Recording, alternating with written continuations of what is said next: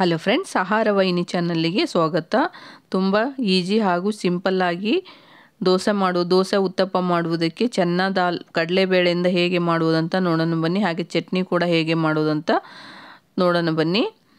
ಇವಾಗ ದೋಸೆಗೆ ಹಾಗೂ ಉತ್ತಪ್ಪಕ್ಕೆ ಏನೇನು ಬೇಕಂತ ನೋಡೋಣ. ಅರ್ಧ ಕಪ್ಪು ಕಡಲೆಬೇಳೆ, ಅರ್ಧ ಕಪ್ಪು ಶೇಂಗಾ ಬೀಜ, ಅರ್ಧ ಕಪ್ಪು ಅಕ್ಕಿಯನ್ನು ತೆಗೆದುಕೊಳ್ಳಿ. 3 ಒಣಮೆಣಸಿಕಾಯನ್ನು ಕೂಡ ಹಾಕಿ ಇದನ್ನು ಮೊದಲಿಗೆ 2-3 ಸರಿ ಚೆನ್ನಾಗಿ ತೊಳೆದಿಟ್ಟುಕೊಳ್ಳಿ. ನಿಮಗೆ ಕ್ವಾಂಟಿಟಿ ಜಾಸ್ತಿ ಬೇಕಂದರೆ ಎಲ್ಲ ಈಕ್ವಲ್ ಆಗಿ 1 ಕಪ್ ಹಾಕಿಕೊಳ್ಳಿ. ಬೇಳೆಯಿಂದ 2 ಲೇಯರ್ ಬರುತ್ತನ ನೀರನ್ನು ಹಾಕಿ ಇದನ್ನು ರಾತ್ರಿ ಇಡೀ ನೆನೆಯಲು ಬಿಡಿ, ಅಥವಾ 4ರಿಂದ 5 ತಾಸು ನೆಂದರೆ ಸಾಕು, ಚೆನ್ನಾಗಿರುತ್ತೆ. ಇದನ್ನು ಚೆನ್ನಾಗಿ ನೋಡಿ, ಈ ಥರದಲ್ಲಿ ಚೆನ್ನಾಗಿ ಪೀಸ್ ಆಗಬೇಕು ಬೇಳೆಗಳು. ಆ ಥರದಲ್ಲಿ ಚೆನ್ನಾಗಿ ನೆನೆಯಲು ಬಿಟ್ಟು ಒಂದು ಮಿಕ್ಸಿ ಜಾರಿಗೆ ಹಾಕಿಕೊಳ್ಳಿ. ಕ್ವಾಂಟಿಟಿ ಜಾಸ್ತಿ ಇದ್ದರೆ 2 ಟೈಮ್ ಹಾಕಿ, ಸ್ವಲ್ಪ ಇದ್ದರೆ 1 ಟೈಮ್ ಹಾಕಿ ನುಣ್ಣಗೆ ರುಬ್ಬಿಕೊಳ್ಳಬೇಕು. ಇದಕ್ಕೆ ಫಸ್ಟು ಒಂದು ಅರ್ಧ ಕಪ್ಪಿನಷ್ಟು ನೀರು ಹಾಕಿ, ಕಮ್ಮಿ ಅನಿಸಿದರೆ ಇನ್ನೊಂದು ಸ್ವಲ್ಪ ಹಾಕಿಕೊಳ್ಳಕ್ಕೆ ಬರುತ್ತೆ. ರುಬ್ಬುವಾಗ ಕಮ್ಮಿ ಅನಿಸಿದರೆ ಇನ್ನೊಂದು ಸ್ವಲ್ಪ ಹಾಕಿ, ಇನ್ನೊಂದು 1/4 ಕಪ್ಪಿನಷ್ಟು. ನೋಡಿ, ಹಿಟ್ಟು ಇವಾಗ ನೈಸಾಗಿ ದೋಸೆ ಹಿಟ್ಟಿನ ಅದಕ್ಕೆ ರೆಡಿಯಾಗಿದೆ ಫ್ರೆಂಡ್ಸ್. ಇದನ್ನು ಚೆನ್ನಾಗಿ ಮಿಕ್ಸ್ ಮಾಡಬೇಕು. ಕೈಯಿಂದ ಕೂಡ ಮಿಕ್ಸ್ ಮಾಡಿದರೂ ಚೆನ್ನಾಗಿರುತ್ತೆ. ಇದಕ್ಕೆ ರುಚಿಗೆ ತಕ್ಕಷ್ಟು ಉಪ್ಪನ್ನು ಹಾಕಿ, 1/4 ಟೇಬಲ್ ಸ್ಪೂನ್ ಉಪ್ಪನ್ನು ಹಾಕಿ, 1/4 ಟೇಬಲ್ ಸ್ಪೂನ್ ಇಂಗು. ಉಪ್ಪು ಬೇಕಂದರೆ ಇನ್ನೊಂದು ಸ್ವಲ್ಪ ಜಾಸ್ತಿ ಹಾಕಿಕೊಳ್ಳಿ, ನಿಮಗೆ ಟೇಸ್ಟಿಗೆ ತಕ್ಕನಾಗೆ ಹಾಕಿಕೊಳ್ಳಿ. ಇದನ್ನು ಚೆನ್ನಾಗಿ 1 ನಿಮಿಷ ಕಲಸಿ 15ರಿಂದ 20 ನಿಮಿಷ ನೆನೆಯಲು ಬಿಡಿ. ಇವಾಗ ಇದಕ್ಕೆ ಸೈಡ್ ಡಿಶ್ ಆಗಿ ಚಟ್ನಿ ಮಾಡುವುದು ಹೇಗೆ ಅಂತ ನೋಡೋಣ ಬನ್ನಿ. ಇದು ತುಂಬಾ ಸಿಂಪಲ್ ಹಾಗೂ ಈಸಿಯಾಗಿ, ತೆಂಗಿನಕಾಯಿ ಏನು ಬೇಕಾಗಲ್ಲ, ಈಸಿಯಾಗಿ ಮಾಡ್ಕೋಬೋದು. ಇವಾಗ ಒಂದು ಕಡಾಯಿಯನ್ನು ಇಟ್ಟುಕೊಳ್ಳಬೇಕು ಫ್ರೆಂಡ್ಸ್. 1 ಟೇಬಲ್ ಸ್ಪೂನ್ ಎಣ್ಣೆಯನ್ನು ಹಾಕಿ, ಇದು ಚೆನ್ನಾಗಿ ಕಾದ ಮೇಲೆ 3 ಟೇಬಲ್ ಸ್ಪೂನ್ ಕಡಲೆಬೇಳೆ, 3 ಟೇಬಲ್ ಸ್ಪೂನ್ ಉದ್ದಿನಬೇಳೆಯನ್ನು ಕೂಡ ಹಾಕಿ, ಇದನ್ನು ಸ್ವಲ್ಪ ಗೋಲ್ಡನ್ ಬ್ರೌನ್ ಬಂದ ಮೇಲೆ ಇದಕ್ಕೆ 1 ಈರುಳ್ಳಿಯನ್ನು ಕೂಡ ಹಾಕಿ, ಹಾಗೆ ಹಸಿಮೆಣಸಿಕಾಯಿ ನಿಮಗೆ ಎಷ್ಟು ಬೇಕೋ ಅಷ್ಟು ಟೇಸ್ಟಿಗೆ ತಕ್ಕಂಗೆ ಹಾಕಿಕೊಳ್ಳಿ. ಸ್ವಲ್ಪ 4 ಪೀಸ್ ಬೆಳ್ಳುಳ್ಳಿ ಕೂಡ ಹಾಕಿ ಚೆನ್ನಾಗಿ ಇದನ್ನು ಕಂದು ಬಣ್ಣ ಬರುವ ತನಕ ಫ್ರೈ ಮಾಡಿ. ಬೇಳೆ ಹೊತ್ಸಕ್ಕೆ ಹೋಗಬೇಡಿ. ಹಾಗೆ ಸ್ವಲ್ಪ ಪುದೀನನ್ನು ಹಾಕಿದರೆ ಚಟ್ನಿ ಟೇಸ್ಟಿಯಾಗಿ ಬರುತ್ತೆ. 1 ಕೈ ಮುಷ್ಟಿಯಷ್ಟು ಕೊತ್ತಂಬರಿ ಸೊಪ್ಪನ್ನು ಕೂಡ ಹಾಕಿ ಇನ್ನೂ ಚೆನ್ನಾಗಿರುತ್ತೆ. ಅರ್ಧ ಟೇಬಲ್ ಸ್ಪೂನಿನಷ್ಟು ಜೀರಿಗೆ ಕೂಡ ಹಾಕಿ ಇದನ್ನು ಕೂಡ ಚೆನ್ನಾಗಿ ಫ್ರೈ ಮಾಡಿದರೆ ಚೆನ್ನಾಗಿ ಟೇಸ್ಟಿಯಾಗಿ ಬರುತ್ತೆ.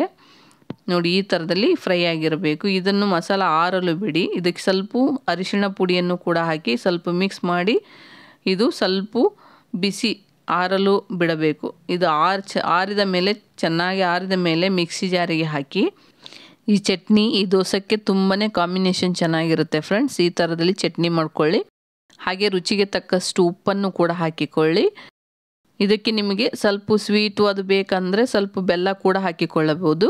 ಮೊದಲಿಗೆ 1 ರೌಂಡು ಮಿಕ್ಸಿಗೆ ಹಾಕಿಕೊಳ್ಳಿ. ಮಿಕ್ಸಿಗೆ ಹಾಕಿಕೊಂಡು ಆಮೇಲೆ ನೀರು ಎಷ್ಟು ಬೇಕೋ ಅಷ್ಟು ಹಾಕಿ 1/4 ಕಪ್ ನೀರನ್ನು ಹಾಕಿ ನುಣ್ಣಗೆ ರುಬ್ಬಿ.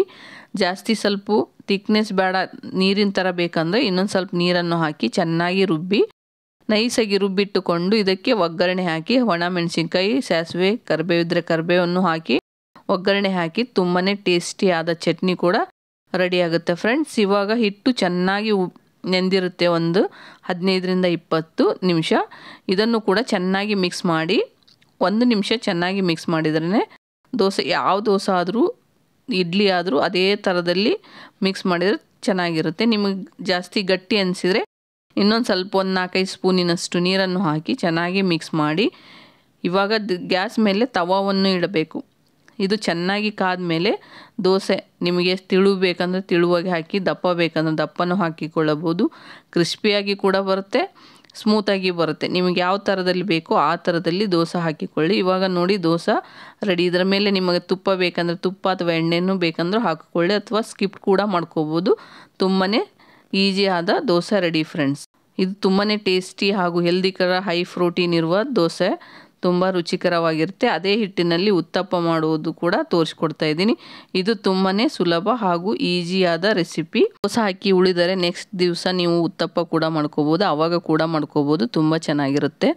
ಈರುಳ್ಳಿ ಒಂದು ಈರುಳ್ಳಿ ಹಾಕಿ, ಹಾಗೂ ಟೊಮೆಟೊ ಕೂಡ ಹಾಕಿ, 1 ಟೊಮೆಟೊ ಹಾಕಿ, ಕೊತ್ತಂಬರಿ ಸೊಪ್ಪನ್ನು ಹಾಕಿ, ನಿಮಗೆ ಬೇಕಂದರೆ ಕ್ಯಾರೆಟ್ ತುರಿ ಕೂಡ ಹಾಕಿಕೊಳ್ಳಬಹುದು. ಇದನ್ನು ಕೂಡ ಚೆನ್ನಾಗಿ ಮಿಕ್ಸ್ ಮಾಡಿ, ಹಿಟ್ಟು ಆಲ್ರೆಡಿ ಮಿಕ್ಸ್ ಮಾಡಿರುತ್ತೆ, ಇನ್ನೊಂದು 2 ಸೆಕೆಂಡ್ನಷ್ಟು ಚೆನ್ನಾಗಿ ಮಿಕ್ಸ್ ಮಾಡಿ ದೋಸೆ ಹಂಚು ಕಾಯಲು ಬಿಟ್ಟು ದಪ್ಪದಾಗಿ ಹಾಕಿಕೊಳ್ಳಿ. ದೋಸೆ ತಿಳು ಹಾಕ್ತೀವಿ, ಉತ್ತಪ್ಪ ದಪ್ಪದಾಗಿರಬೇಕು.